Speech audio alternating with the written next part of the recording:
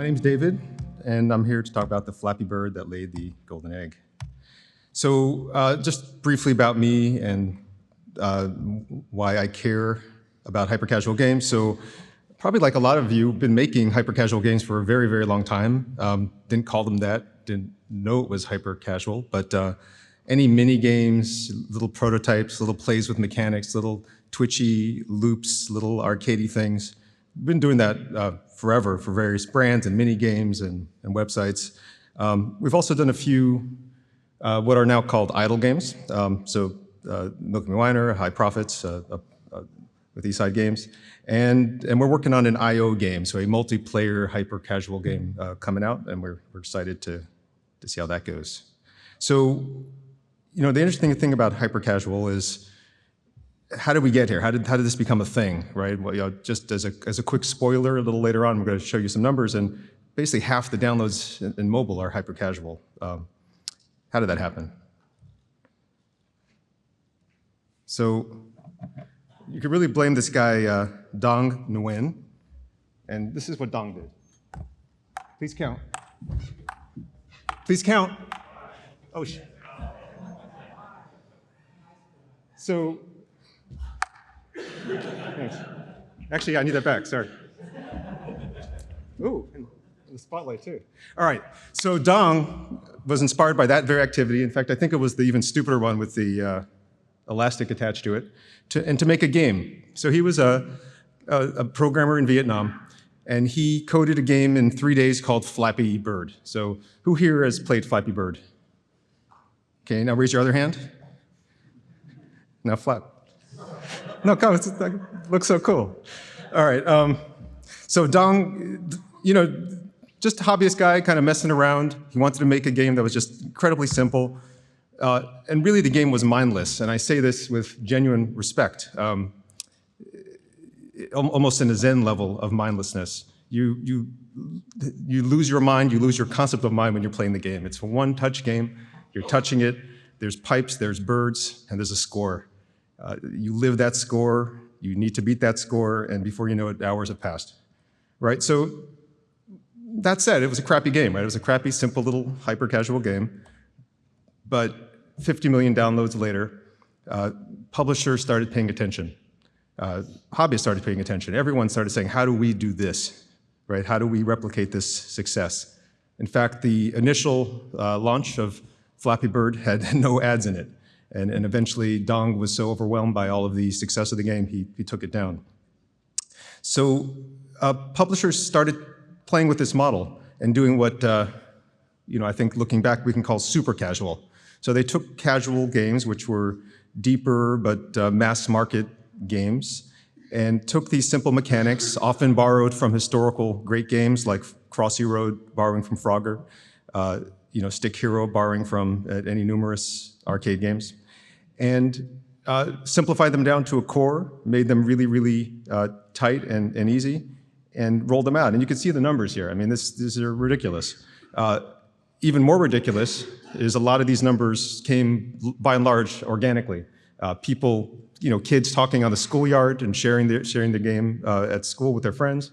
You know, a game could easily get to the top of the charts, and it just would amplify the download numbers. So you really got this crazy, this way of achieving crazy huge downloads, right? So it seems kind of easy on the surface, right? Make a simple game, get crazy huge downloads, profit, and buy an island.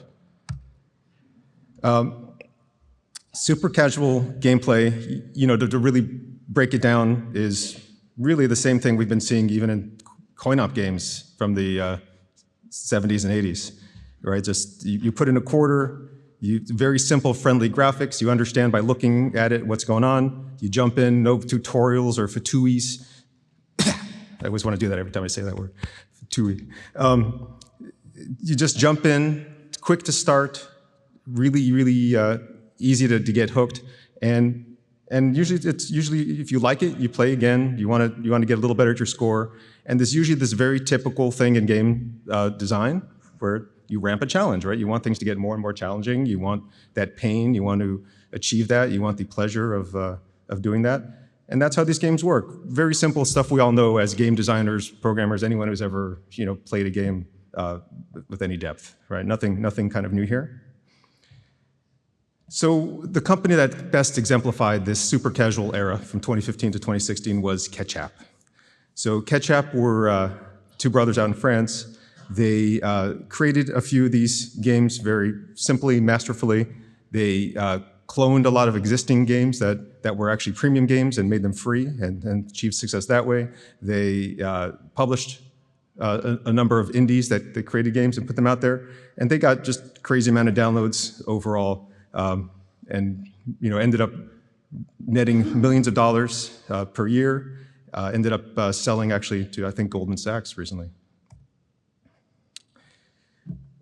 Another very interesting story in this era is this game Color Switch.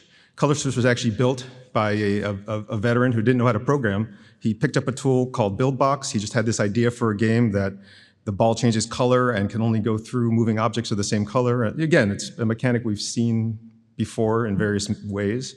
He just did it masterfully, really put love into the levels, and it became a huge success. Millions of downloads, and did quite well with that. So then something changed in 2017 amid all this other stuff going on, which was video ads, rewarded video ads. So, of course, rewarded video ads are always with us. They've always been out there. But ads at this point became, the networks became much more mature. So it was actually very cheap on places like Facebook or AppLovin to buy these ads, put a little clip of your gameplay out there, and people, especially young people and kids, would really click on them and always want to try the latest thing, right? It was just easy. Click on the ad, try it, and move on. And the other thing that was happening is because so many people were using these ads, the CPMs, the money you would get by putting these ads in your game, became quite high as well. So it didn't take rocket science, but it did take some insight to realize that you could arbitrage the system pretty well, right? If you could figure out a way to show more ads to players than you would spend to acquire the players, you could do quite well. And indeed, many companies took advantage of this arbitrage. Nobody more than the monster we call Voodoo. Voodoo were indie game players that had a few small hits of their own. They came out with the game Paper.io, a very hyper-casual, quote-unquote multiplayer game. Wasn't really multiplayer, but it felt like it was. And within years, they had, I think, 40 games the first year, maybe a few hundred games the second year. And they achieved, just in 2018, over 1 billion downloads.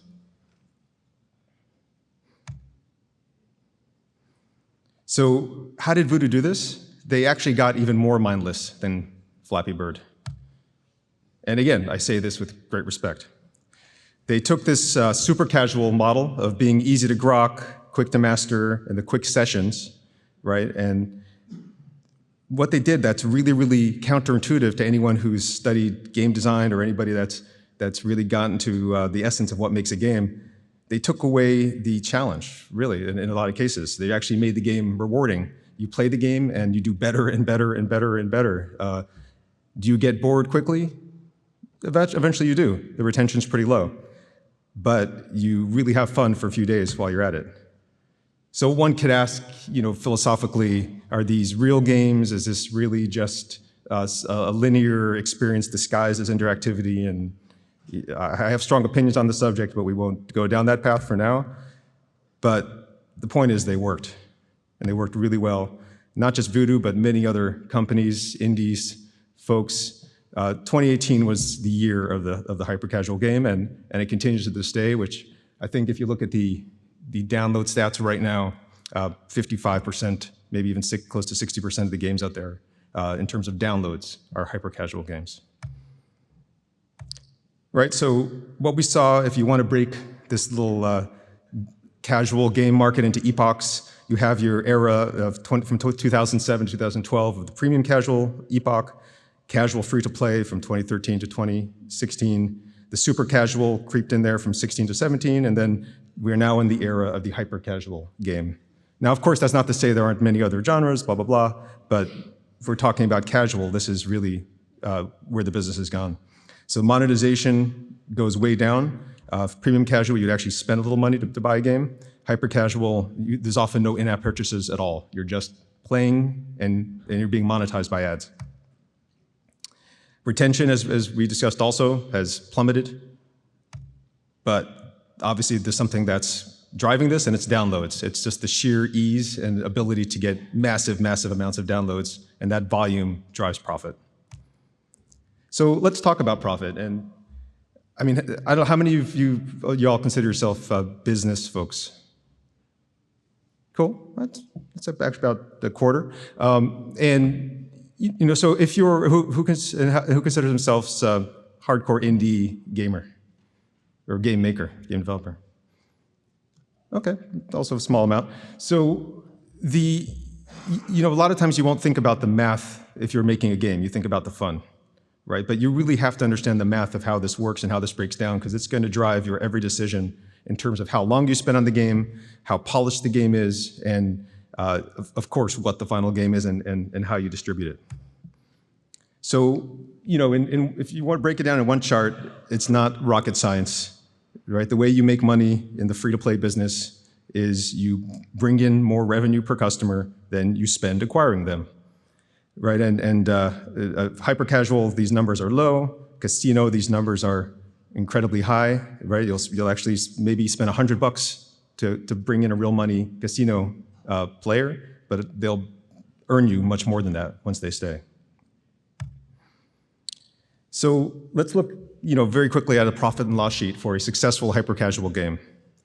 So on the expense side, not including the development cost, which essentially washes out once you have a profitable game.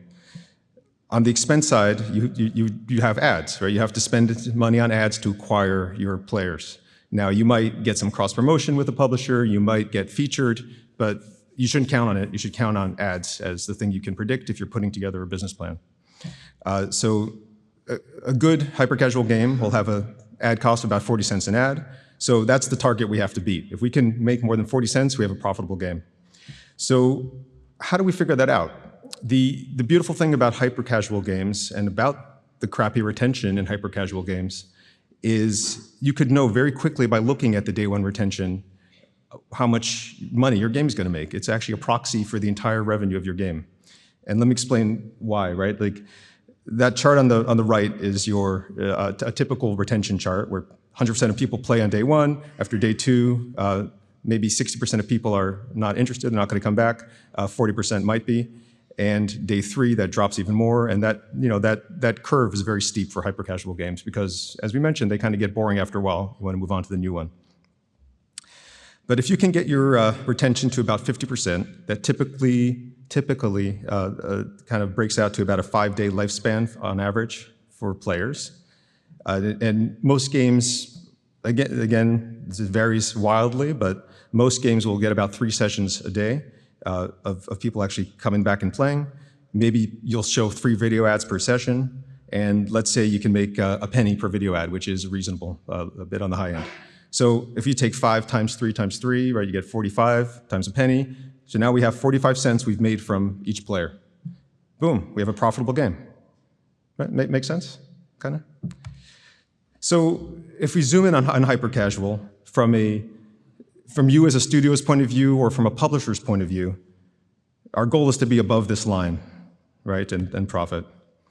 So if you take any 100 hyper-casual games that's probably everyone in this audience that say makes a hyper-casual game, we have a game jam, and everyone makes a decent game. So I'm not even talking about the really bad ones, just everyone makes a decent game that's somewhat fun and fun to pass around to friends.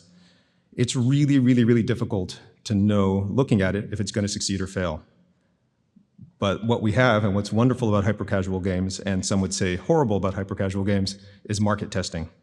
So you take 100 games and actually put it out there, and after a day or two, you can actually see what your day one retention is and plot that. A lot of your games are going to be 0 retention, right? There's just no one's going to come back. You might have a few outliers on the top that people are actually love, and they're just coming back for weeks and weeks or even months and months. Then do the same thing with video ads for those games. Make a test video ad for the game, do your best shot, put it out there, and remarkably, the cost for these video ads varies a lot, and actually remains consistent oftentimes, even though you could do slight optimizations. The video ad actually remains, whatever cost you see for the video ad, if you test it for a few days, actually ends up being the video ad cost that you would run for up to a million players. So again, you'll see very cheap video costs for most of them. Some of them you might see really expensive CPI costs because maybe the video art just doesn't appeal to people for whatever inexplicable reason. Maybe the game looks too similar to something else that's already they've just played. And you just don't know until you try it. So you put it out there, try it. Now you take these 100 games and you plot the cost per install based on the video ad and the lifetime customer value based on the retention. And as you can see, you'll have a couple little dots that eke above the profit line. And this is, unfortunately, what the picture really looks like. But if you can take the ones that are near the line and put in some tricks that improve retention, like coming back and getting bonuses or achievements that give you a reason to come back, and better push notifications, and all the typical bag of tricks that increase retention. And of course, if you can smartly show more ads to players, you've now increased your lifetime customer value, and now you have more hits that have creeped above the line. Then finally, on the publisher side, the publisher uses the vast amount of data they have, and plus their network to cross-promote between all their games to drive down the cost per install. Now, by driving down the cost per install, you've even lifted more of those dots above the line. So most of them, just to be a million% clear, will fail. But the few that rise above the line, you now have a system, a provable system to pump marketing money into it and profit very, very handsomely. So, I mean, I almost view hyper-casual games as the crowdsourcing way of proving hits, right? And it kind of works with the thing we all know deep in our gut, is that none of us know what we're doing when it comes to making games. And this model lets you take some tries, take some shots, and prove right away if you have something that can be a good business or not. So where this is all going, and I think is pretty clear, and it's been this way for a while, certainly was in the social game business, and now it is in the mobile game business. We're basically replicating what we're seeing in pop music and in pop in general, right? So if you're a new studio coming out and you want to create a game, you can either put a lot of money into it and use months and months and months, if not years, of development cost, a huge team, maybe get a big license, do a soft launch for many months and tweak your metrics until you've got it working, and then spend tons of money on marketing, and plus use your relationships to get Apple and Google featuring and do quite well. And that of course works, but if it doesn't work, it's a very big risk for many companies. Or you could be the nimble dwarf, right? Just make a playable game, kind of a step or two above a prototype, lure players in with the cheap video ads to see if they like it, and see if they retain long enough to profit. Yeah, so is this easy money? Is this a whale farting a rainbow out of its blowhole? It's really not, as I think, if that chart wasn't clear to you and didn't illustrate enough, hopefully this picture will. If you partner with the publisher, what publishers do is this essentially this crowdsourcing. They will take your game as part of a swarm military tactic, which is a valid military tactic, and swarm the machine gun nest. And most of you will die. In fact, here, this was the reason I want the ball back. Let me say that again. Most of you will die.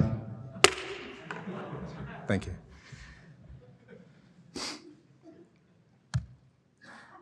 But the ones that succeed, for very little effort, very little time put into the game, can do incredibly well. And the numbers prove that out, right? Even though it's a few cents per user, because of the multi-million downloads, that amounts to a great business. Now, whether you go at it alone or use a publisher is, of course, up to you. Every deal's different. You have to shop around. Publishers do have some great benefits for a pop system like this, just like a big music label has a big benefit to an aspiring songwriter. They've done a lot of deals with UA. They know how to optimize the price and get the cheapest ads. They've seen a lot about what works and doesn't work and can provide some really good advice. And of course, they'll have other games oftentimes that they can promote your game in and get you a lot of free traffic. So as far as which publisher to go to, Voodoo is still quite dominant, with almost 30% of the downloads single-handedly as a company. There's a new attempted King of the Jungle there, starting in August with Lion Studios. It was an offshoot from the ad company AppLovin. And there's some other players out there. And in the green band, that's just other publishers. And there's a lot of smaller up-and-coming publishers. And I predict a few of them will get up there in this big echelon of downloads in 2019. Here's a list of a bunch of them. And by the way, at the end, I'm going to post the link to the slides, so don't worry about all the math and logos. This will all be available online. And like I was saying, this really is resembling now to me, if you pull back, the pop music industry. You have tons and tons of eager hopefuls, many with quite a bit of talent. You have a product that's aiming for mass appeal. You are putting craft and speed over your artistry when you're actually building that product. You're trying to do something that's trendy, not innovative. You often are using repetitive beats and rhythms, or in our case, repetitive taps. And ultimately, there's a marketing and promo machine that proves out the winners. And of course, there is some risk. Sometimes it fails, but almost always, if the machine tells you you're going to have a hit on your hands, you do, and it makes sure you do. Right? And if there was a great NPR piece on Planet Money about how the pop music business works, and it's pretty fascinating, right? You get, once you're vetted as a talented songwriter by good producers, they'll have you come in and write a few songs.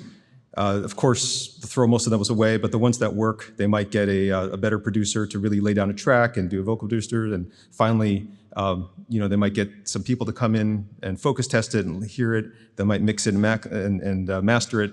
All that's pretty cheap, right? That's about maybe $70,000, $80,000. And then once it's at that point, they'll play it in some test markets, make sure their thesis works in terms of marketing, and then spend the big money and jam it into everybody's ear hole. Whether you want to hear it or not, you're going to hear the pop song. And it obviously works, right? It's become a big business, and it's about doing the marketing at the tail end. So I think the question you have to ask yourself as a game maker is, are you Esther Dean? And for those who don't know Esther Dean, she's a face behind many of the hit songs that we listen to, and in my case, forced to listen to all the time, right? She's written many, many hits for people like Rihanna, Katy Perry, Nicki Minaj, Beyonce, Drake, Usher. I could go on and on and on. Songs like Firework and et cetera. And her process is pretty amazing. If you have a chance to see her on YouTube and just see her process, she's got a good voice, but really what she's got is this uncanny sense of finding a hook, right? Finding this part of a song that people can't get out of their head. And this is her process. She just goes in there and screams and yells and chants in strange language, strange gutturals. And when she feels that chill, she knows she's hit it. Everyone in the room knows she's hit it, and boom, they start printing the money. So it's pretty crazy, but if you feel you have that Esther Dean talent equivalent in game mechanic design, go for it, and you will do well. So I want to leave you with a few just big weighty thoughts about what this all means in terms of the games business, because again, it's some of it as from a data science level and a business level is fascinating. From a creative game making level, it's a bit disturbing and unsettling. So this is the first prediction. Right now, if you're into the world of ad networks, there is a lot of what they call AI. It's really just A/B testing done through algorithm happening in ad networks. In other words, you'll see one ad with a blue button, one ad with a yellow button. They'll see which one gets more clicks, and then they'll show more of that one. And then they'll show one with this little tagline. They'll show one with this little tagline. Whichever one gets more clicks, they'll give more dominance to. And it works, right? You end up getting ads that drive more clicks, and the market, you're crowdsourcing your problem, and the market is proving out which ad works the best and which ad they like the most.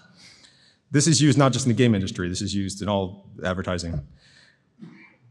Games, I believe someone, and I think it's a problem people are working on now as we speak, people are creating systems that will design their own game mechanics. And again, as game designer, it's a little bit scary, but these systems will blend the mechanics and colors and art and shapes and music from all these other hit games and create some truly horrible hybrid monsters. But somewhere in there, they'll also create, I believe, a hit that makes Flappy Bird, look like,